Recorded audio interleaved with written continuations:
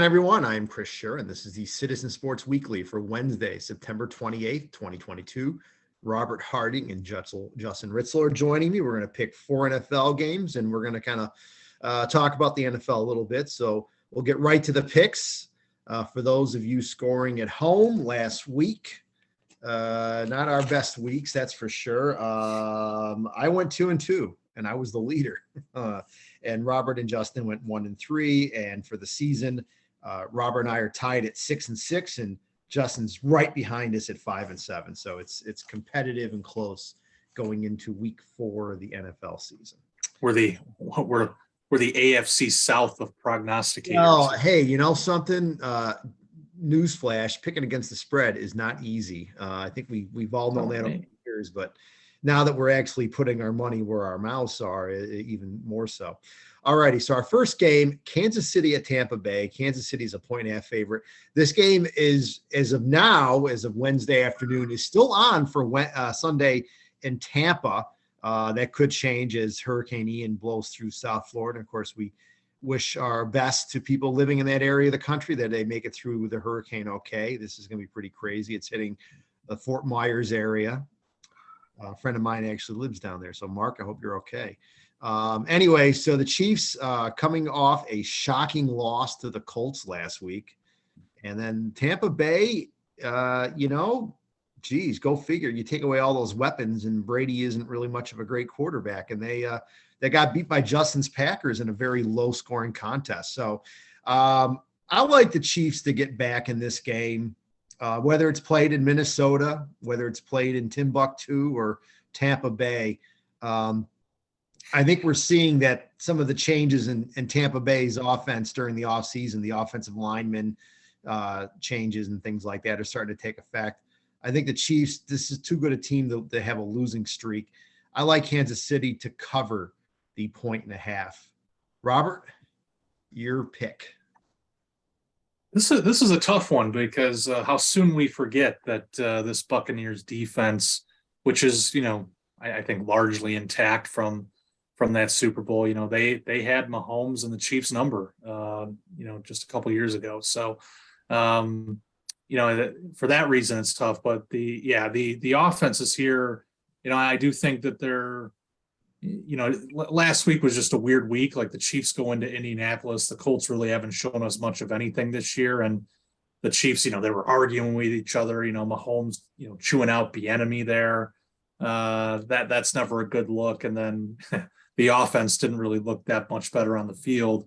Definitely left a lot of plays out there, I think, against definitely an inferior Colts team. The Chiefs should be winning that game,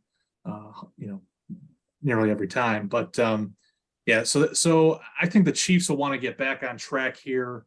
I think it might be a low scoring game. I'll get into this later, but these September, early October games are such a crapshoot sometimes. But after watching the Packers, Bucks game, and then one of the first, one of the Bucks games from the first 2 weeks of the year. Yeah, I mean this team doesn't look like its old self. I think it's going to take some time for Brady to get going here because that offensive line isn't that good.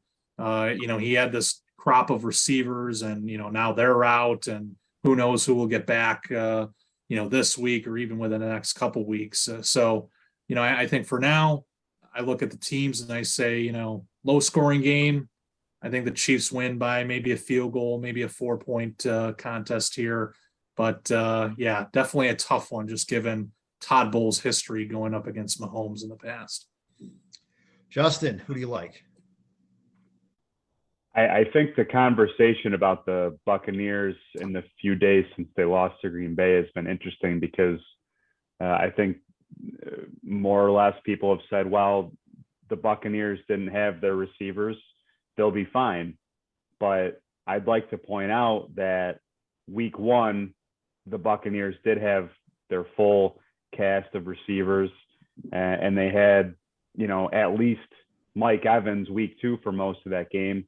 And they still struggled to move the ball even with those guys. I think people are missing the forest for the trees a little bit with that team. If you pressure Tom Brady, I don't really care who he's throwing to. he's just not as effective. And that is the problem with Tampa Bay right now. And it's a problem that's not going to get solved anytime soon, is that their offensive line is hurt. And they have guys that are not only dinged up right now, but they have their starting center has been out since training camp. He's, still probably a couple months from coming back, if at all. So I don't think just saying, hey, when Mike Evans isn't suspended and when Julio Jones and Chris Godwin are healthy, which those are question marks in and of itself, that everything's going to be okay. I don't think that's the case. I think you're going to see Tampa Bay have a lot of games like they had on Sunday. Maybe not to the degree of, they have only 6 points with 3 minutes left in the game, but they're not going to be the same offense that they were certainly last year when Brady led the league in passing yards. Hey, he's 45 years old. Like it's like we gloss over that fact because he has beaten Father Time up to this point. But there is the slight chance that Tom Brady is just off a little bit. He's a little worse than he was last year, and Tampa Bay because of that is not going to be as threatening of an offense. So I'm going to take the Chiefs. I probably would have. I'd take them at 1.5, obviously, but I'm kind of betting that line's going to move because I think the game's going to get moved, and that only favors Kansas City if you take the game out of Tampa Bay. So I'm just kind of playing the odds in that respect. I will say, and maybe this is what Robert was alluding to a minute ago when he was talking, but Kansas City is one of those teams, kind of like Tampa Bay, that we expected to light up the scoreboard every single week. And, Patrick Mahomes is going to be fine without Tyreek Hill. And, hey, he was great week 1. He threw 5 touchdown passes. They have really struggled on offense in the 2 weeks since that. So, you're kind of seeing that lack of a speed element in Kansas City's game, how it's really almost forcing Mahomes to play left-handed a little bit. And he has not been as dynamic as maybe everyone expected. And hey, guess what? I said this 3 years ago. He's not going to have that uber talented sporting cast for his whole career. We got to see how he adjusts before calling him the greatest quarterback to ever walk the earth. So far, the results have been so-so, but I'm taking Kansas City. But it should be a good game and probably a defensive game. All right. Our next game is the Los Angeles Rams at the San Francisco 49ers, a rivalry that dates back to the early 1950s, one of the NFL's best rivalries, in my opinion. The Niners are 1.5 favorites. They're coming off, I guess you'd have to say, a very disappointing loss at Denver. I mean, what was it, 12-10, 11-10? It was just a really weird game. Jimmy Garoppolo's return to the starting lineup, not as fruitful as you would have thought. The Rams, a good win against the Cardinals and, on the road. So they're going back on the road. I like the Rams in this game. I mean, I know the Niners play the Rams tough. It's 1.5. I think the Rams can definitely go on the road and definitely cover a 1.5. I think they'll win the game, but even if they don't win, I think they'll cover the 1.5. So I'm going with the Rams in this one. Justin, who do you like? I'm a little surprised at this line, to be honest. And this is coming from someone who I've bashed the Rams every video so far this year, and the 49ers were one of the teams I liked coming into the season. Obviously, they've had a significant injury at the most important position, and I don't know how I would have felt if I had known Jimmy G was going to be the quarterback for the duration of the season. But I think this should be a pick'em game, honestly. As much as I dislike the Rams over the course of the entire season, they're coming off a couple, at least one impressive win, and the 49ers just look terrible on Sunday night. Like you got Jimmy G getting caught on video, basically mouthing to Kyle Shanahan, "Your plays suck."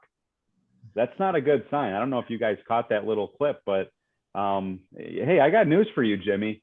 You're the one who stepped out of the back of the end zone. Maybe you are part of the problem here. He looked terrible. And Denver they've got a solid defense. I wouldn't call it a fantastic defense.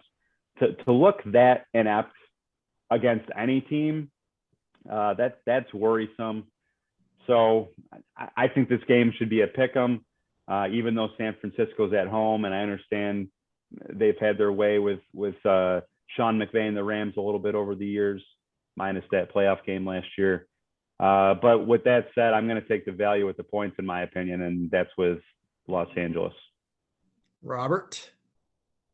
Yeah, I think to Justin's point about that little quote there, obviously that I wonder how much tension is there from just this whole like trade scenario. Obviously, this isn't what the 49ers wanted. They were ready to move on from Jimmy G, and so they were firmly in the Trey Lance camp, and Jimmy G was just kind of this trade bait. And then we do get the news that it looked like he was heading to the commies.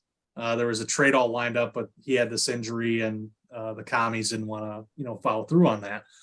So I think that will pose some problems throughout the year here, especially knowing that Trey Lance is done for the year, and Jimmy G is going to be the guy as long as he's healthy. That you're just not going to get over that anytime soon, and especially knowing that come next year, Jimmy G is probably not going to be with that team. So with all that said, I think this is the Rams game to lose. That Niners game against the Broncos was atrocious. Fortunately, we don't have to talk about Can't Hackett and that bum team this week, but the Niners just looked terrible. I mean, the Broncos gave them every opportunity to take that game. And I mean, early on in that game, the offense looked pretty good. And then once they got out of the design plays that they had drawn up for early in the game, that offense was in shambles. And then the difference in the game turns out to be, Jimmy G not knowing the boundary, and those 2 points end up being, really the difference in the game. So, I do like the Rams, even though, the Rams really haven't shown much. Chris, you rave about that performance last week. I mean, the Cardinals are a bum team, and I don't know why I picked these guys, but the Rams go in there and don't really do much of anything against the Cardinals. Stafford didn't throw a touchdown. Fortunately, he didn't throw a pick either for the first time this season. But he just kind of collected some yards. They got something going on the ground, but it was 20-12 at the end, I think. Just bad performance all the way around. So, but the Rams, I think, have it together more than the Niners. They at least don't have Stafford chirping at McVay. So I'll take them to win, even if it's by just a few points. All right. Our next game is Robert's Buffalo Bills. They're 3-point favorites on the road at Baltimore. Baltimore went on the road last week and really did a number on New England. They knocked Mac Jones out of the game too. It looked like it was a good recovery game for the Ravens after that loss to Miami. And speaking of losses to Miami, that's what Robert's Bills did. They lost to Miami. And I'm not going to go into all the details. I don't gloat or anything like that. But the Bills lost the game. End of story. So they are 3-point favorites on the road at Baltimore. I like the Bills to get back on track. The weather is going to be a lot cooler in Baltimore on Sunday than it was in Miami last Sunday. So I think the Bills can handle the elements. And I like the Bills to get back on track and beat Baltimore. I think it'll be a high-scoring game. I think both teams are going to put up a lot of points. Even as the Bills' defense is one of the best in the league, I still think the Ravens will score around 3 touchdowns. I could see Buffalo winning it like a 31-21 game. So I'm going with Bills to cover the -3. Robert? Well, I could be like, a certain political figure and say this is fake news. The Bills are 3-0. They really won that game. But I'll take my lumps. It's about time your bum team won a game against the Bills. It feels like it's been a decade. So good for Tua. He made one great play in that game. I give him credit. He actually threw a ball down the field and it was caught by a receiver. Give him all the credit in the world for that. Glad he could do it against the second string. This game to me, it's a tough one because the Ravens look pretty good. I think Lamar Jackson, he's on a bit of a mission here. The Ravens don't want to pay up for whatever reason, and this guy's putting together, I think a early season MVP type campaign. He's running the ball well. he's throwing the ball pretty well, which is one of the knocks on Lamar, that, his arm, doesn't necessarily match his running ability, but he's certainly showing early in the season that, his arm can do the job. So, I think though that at the end of it, one of the things that was tough on the Bills, it was a short week with all those injuries. And, no one knew up until, really the weekend, who's playing and who's not. Jordan Poyer was a late scratch, if you will. Some of these other guys, I think, no one really knew about until, the day of the game, like Mitch Morse, the center, was out, guys like that. So, I think, now that the Bills will have, some time to rest, they know who's healthy and who's not. You have an extra week to prepare with these guys that are filling in. I think it'll be better for them. I will take my team, unlike the guy over here, who, now he wears his Dolphins gear. Now he wants to be associated with the team. Last week, he didn't want to pick his team. If he did, he'd be leading the pick 4. But here I am, supporting my team always. I'm taking the Bills over the Ravens. Okay, I'll just respond to this real quickly. So, look, as we all know, we bet with our heads and not our hearts. And I think going into that game on paper, the Bills should have won the game. They should have won the game. Okay. I would say the Bills did more to lose that game than Miami did to win it.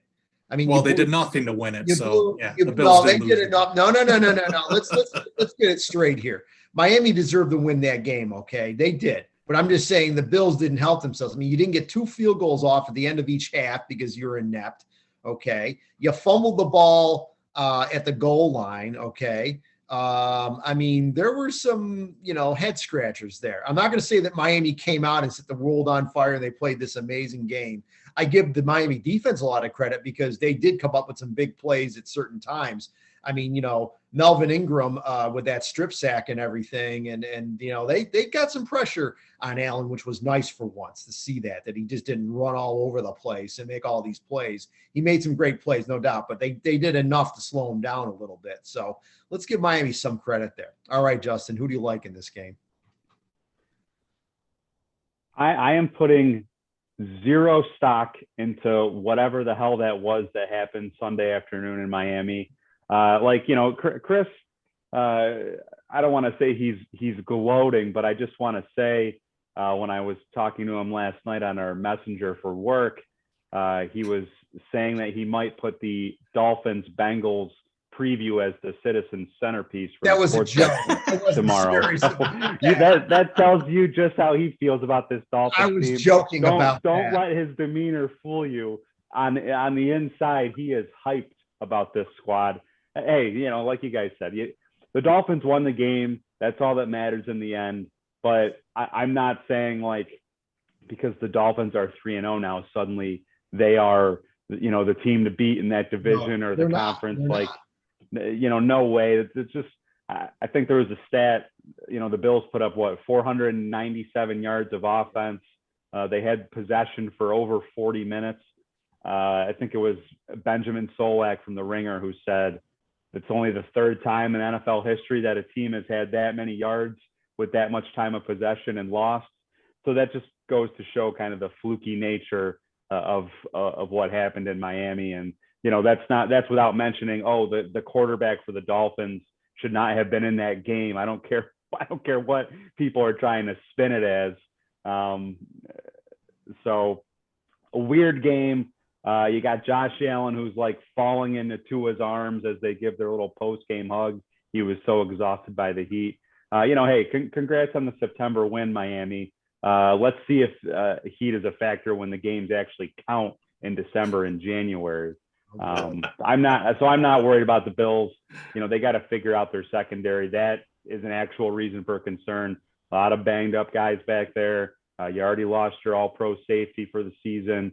And you're still waiting for your all-pro cornerback to come back from his knee injury. So I think the Bills, they might take a few weeks to figure that out, but I think long-term they'll be okay.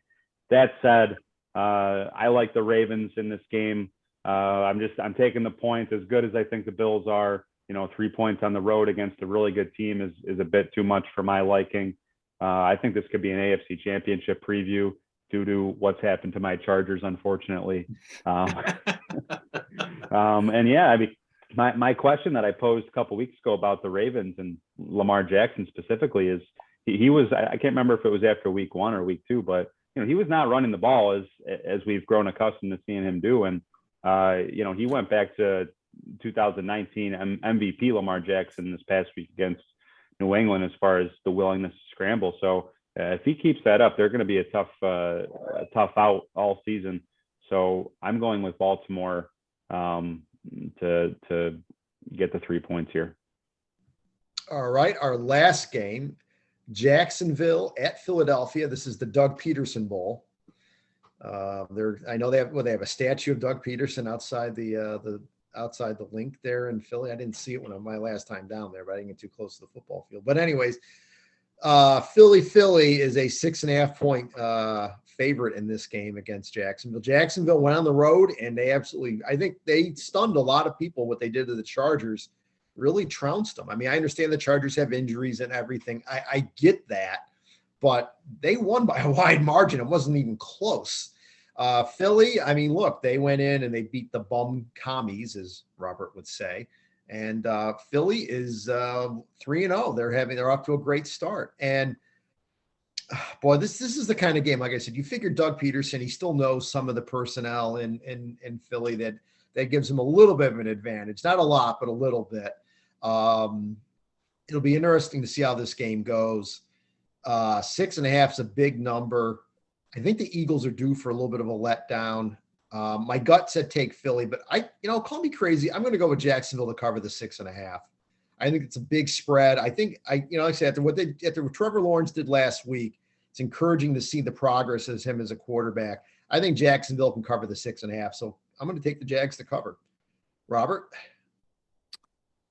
Yeah, I think right now, if we're, assessing these teams for what they've done in the first few weeks, obviously it's still early, a lot can happen. I think the Eagles are the best team in football right now. They're winning games, not with flukes and chokes. They're winning games decisively. And Jalen Hurts, my pal that grew some cojones and wears his Dolphins apparel now, he questioned Jalen Hurts before the season. I think Jalen Hurts has left no doubt now. Absolutely. That he is an NFL quarterback. I mean, he's had a heck of a start to the season. And he's doing it not just with his legs, which, last year, we saw that, his dynamic ability to, get out of the pocket, run for first downs, run for touchdowns.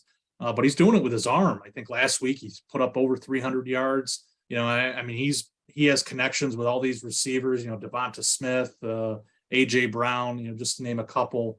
He's looking really good early in the season. The Eagles look good. That said, the Jaguars, I think are the surprise of the NFL right now. And, it's not just Trevor Lawrence, although that's an important part, but look at what that defense has done, in the first few weeks here. I think they shut out Indianapolis, that team that just beat the Chiefs. And then they go into LA and they blow by the Chargers like Mike Trout blows by young autograph seekers. It was something to see. Come on. Look at this guy. Hold on a second. Boy, Justin, take shots at my team, flukes and chokes. He takes the shot at Mike Trout, who I think is one of the best guys in the game, who, maybe he actually didn't have time to sign autographs. I heard about that one. Wow. Salty Harding. His team loses one game, and look what happens. He becomes Salty Harding. Whoa. You can't argue that I'm never like this. I mean, come on.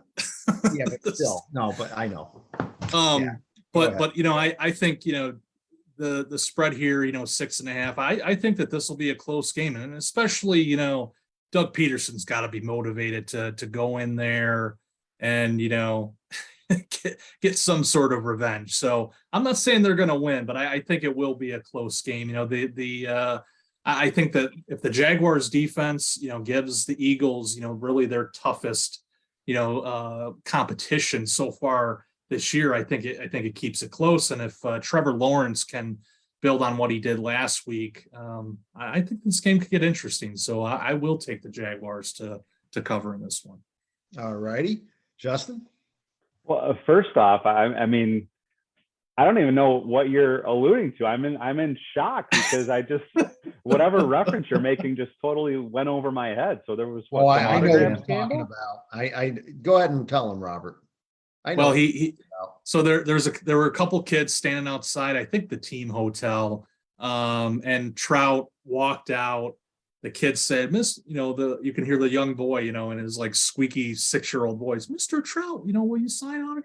And he goes something like, not now, guys. And he bolts to the car as if, these were fat 40-year-old stooges waiting outside the hotel for him. They're 2 kids. I mean, come on. Well, as far as I'm concerned, baseball season ended in June, and Mike Trout's just enjoying his off season, and he doesn't want to indulge in autograph seekers. So I'm going to give him a pass on that, especially because he's well known to be very respectful as far as how he treats fans and the time that he gives to fans. So I'm going to give him the pass on this one. Regarding this game, which coincidentally, Mike Trout is a huge Philadelphia Eagles fan. You'll probably catch him at a couple games in the next couple weeks. Hey, the Jags are a great story early this season. Just goes to show really how terrible Urban Meyer is, that they can look so out of sorts a year ago to now looking like a competent NFL franchise. And Trevor Lawrence looks like, he looks like he's kind of living up to that billing of being the number 1 overall pick and on that level of Andrew Luck and Peyton Manning in terms of, how he was viewed as a prospect. So, hey, good for them. That said, I mean, if you guys are both on the Jags, well, I'm going to take the Eagles, who, as Robert said, looks like the best team in football. The Eagles are going to be in every single game they play this year because, for one, their schedule is terrible. But 2, they are good in the trenches on both sides. They have a really good offensive line. They have a really good defensive line. So when you start at that point, you're going to be a tough team to beat. Then you throw in, hey, they got 2 very good receivers. I think A.J. Brown is in the conversation as being one of the best in the game. And on the other side, they have, no big deal, a Heisman winner from 2 years ago. And then on defense, like my big question about the Eagles was not that they would be able to rush the passer, but how would they defend the pass in the secondary? Because that's kind of been their weakness the last couple of years. But Darius Slay looks like he's kind of back to his Detroit Lions days, which is not often something someone says as a compliment, but he kind of struggled at first when he got traded to Philadelphia, and now he looks like he's back to old form. I mean, everyone saw what he did to Justin Jefferson on Monday night, week 2. So Eagles are going to be a tough out, and Jalen Hurts certainly looks to be the part. But I will say this, to say he has answered all the questions, I think is going, I think that's a little too premature. I want to see Jalen Hurts perform against another team that is a contender, which is, I think you can look at who they played so far this year. Week 1, they squeak out a win against the Lions, who are very clearly a rebuilding team. They went up big in that game and almost, they pretty much let the Lions come back into it, scored a lot of points. So good job in that respect. But the Vikings was just an utter domination. I mean, but you got Kirk Cousins in primetime. How much should we respect that win? And then this week they beat the Commanders. They have obviously their plentiful issues. You look at this Jaguars game, again, a team that a week ago, like no one cared about, no one thought anything of really. They were a very, very, very sneaky division winner, I guess, if you're looking at betting odds. But I'm looking at the Eagles schedule right now, and I don't see really another good test for this team and for Jalen Hurts really until late November when they play the Packers on Sunday Night Football. They have I'm terrible in terms of quality opponents. They have a terrible schedule. And I just want to see Jalen Hurts perform against a team that is another contender. And we're only really going to probably see that once in November. And then we're going to go into the playoffs. The Eagles are probably going to have a advantageous, seed. But I still feel like maybe we're not going to really know about the quarterback and how good he really is. And so we'll see. But for this week, I think the Eagles are the better team. They're playing good football for the most part. So I'll take them at home. All righty. So those are our picks. Now we'll just talk a little bit about what we liked last week or what we noticed last week. And if there's anything about next week we want to talk about, we can. But Robert alluded to this a little bit, and we actually discussed a little bit, but the offenses in the NFL, I mean, there's been, if you look at the totals of games, if you're betting, the unders have overwhelmingly been hitting on NFL games this year. And, we speculated what's the reason why this, and I think it's pretty easy. I think that number one, the preseason being shortened to 3 games where, you would see one game where the starting offenses would at least play the most of the game, if not the entire game, which would usually be week 3. And, cutting down the preseason, changing practices, fewer pads and everything. It's tougher to work on certain things. Defenses, I get that, defenses have to hit and everything and practice tackling and stuff. But it just seems like, offenses are taking a longer time to get going. And as a result, we're seeing fewer points scored. I get there's some bad offenses out there. No matter how much practice time they have or preseason time they have, they would still be bad. So for now, though, we're just seeing a lot of low scoring games between teams that you wouldn't think would be having low scoring games. I mean, at Tampa Bay, Green Bay game, I think everybody thought that was going to be a rip roaring affair with points aplenty, and it didn't turn out to be that way. So that's really the thing that I'm kind of looking at right now from last week and going ahead is, will the offenses get going, really get going down the road here. So we'll see how that goes. Justin, anything you want to say about the NFL last week or looking at this week coming up? I'll continue with that point because part of me is wondering, well, are we just overreacting to this because it just so happens that the late afternoon game on Fox between Green Bay and Tampa Bay that everyone was watching was a low scoring game, and then the Sunday night game was a low scoring game? Like, are we creating this conversation based off of 2 games that were obviously highly watched? The last couple seasons where this is a trend that's been going on for 10 years as far as offensive explosion, but especially the last 2 years, you got to remember that with COVID, in 2020, where basically every game was a neutral field, that's advantageous to the offenses. And I think, it wasn't a completely, totally normal offseason last year either. And I think sometimes that can be advantageous to offenses. This year was more of a traditional offseason and more of a traditional training camp. And I think when things are normal early in the season, it benefits the defense because really, what is your job as a defender? Play fast, run downhill, tackle. For offenses, it's a lot more about, being in rhythm, and everyone has to be in the right spot. And that takes a little bit of time to gel for a lot of teams. And then you couple that with the fact that who are the teams over the last 2-3 years that have been the dynamic offenses? It's been the Chiefs, it's been the Packers, it's been the Buccaneers, obviously the Bills, the 49ers to an extent, the Rams. Well, at least 5 of those teams went through a significant roster change in the offseason. The Packers and the Chiefs both lost or both traded away their number 1 receivers, and their quarterbacks are adjusting to that. We talked about Tampa Bay and their offensive line issues and the absence of some of their receivers. The Rams lost some pieces along the offensive line. The 49ers do not have the quarterback they were planning to have all season, and they put a playbook in for. So really the only team that is kind of coming into this season with any semblance of consistency from the last couple of years is Robert's Bills. And lo and behold, the Bills have been one of the few teams in the NFL that have kind of lived up to the billing on offense. So I think a lot of it is just the transition that a lot of these rosters went through.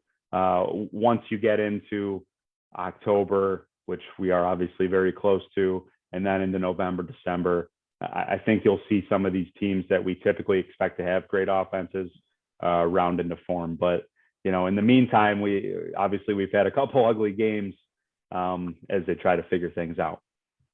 All right, Robert.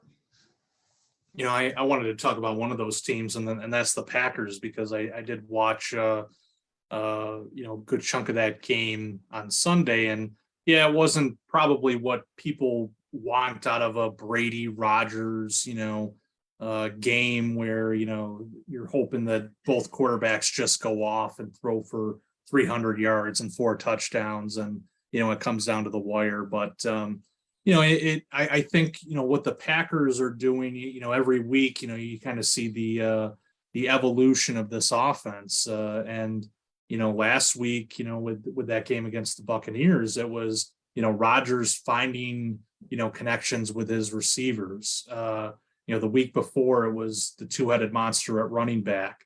We'll forget about the Vikings game, because I think that at the end of the day, that's going to be a bit of an anomaly. The Vikings do not look good, and the Packers, have this kind of trend of starting out a little slow, whether it's week 1 or just the first few weeks, and then they kick it into gear. But the Packers, the way that this NFC is shaking out, they look like the team to beat right now.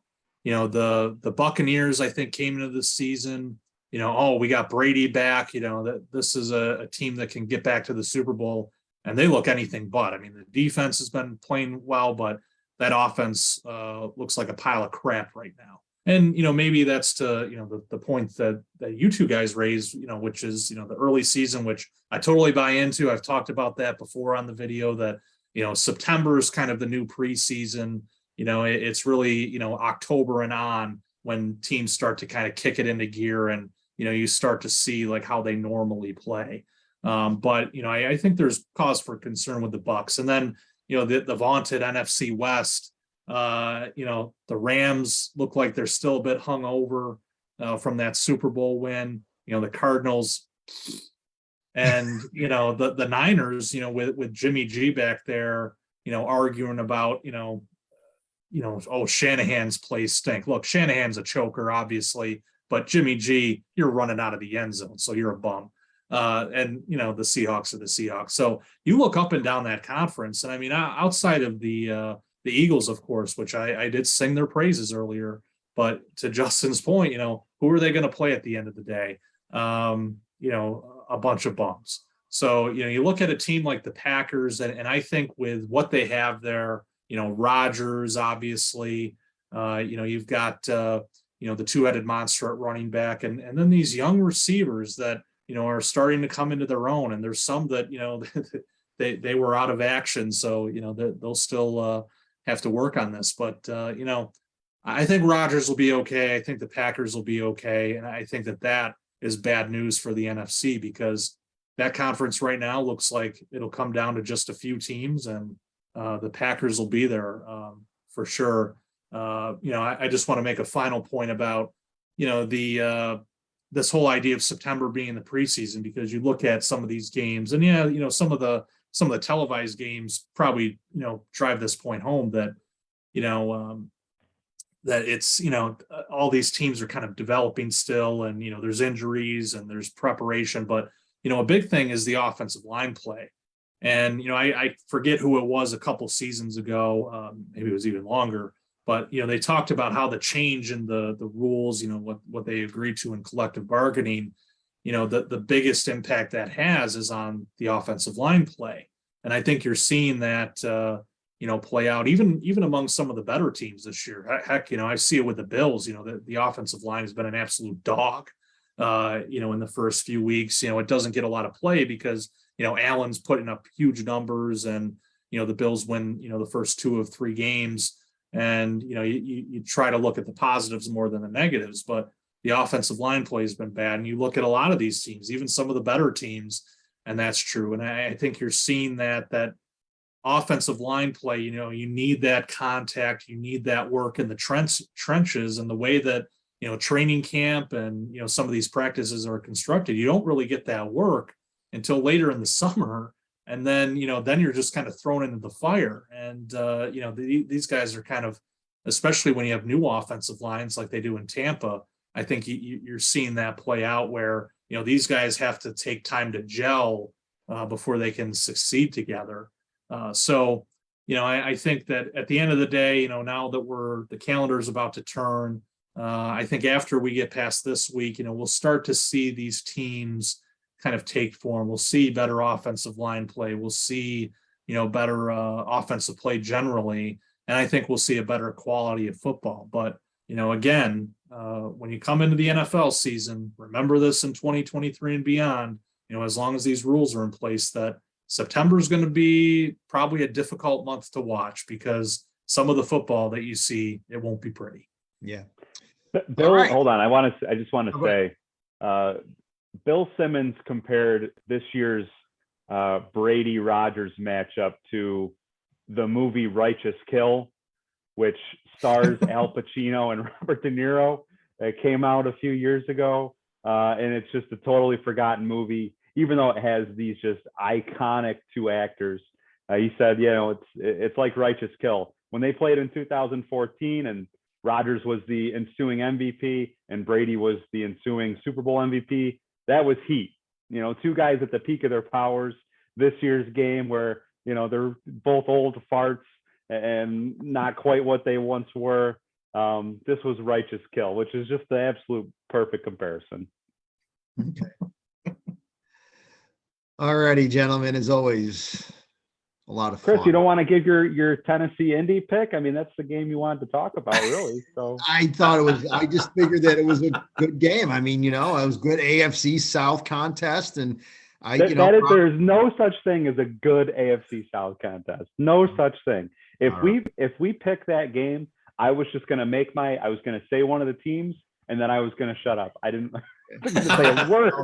Robert, anytime I make the picks, if there's something that you don't like or something that you'd rather see, throw it in there. Let me know, and I'm willing to change. I'm not like, no, because I think it's funnier when you pick an awful game and we have to talk about it. All right, guys, it's been fun. Folks, thanks for joining us. Have a great weekend, and we'll see you next week.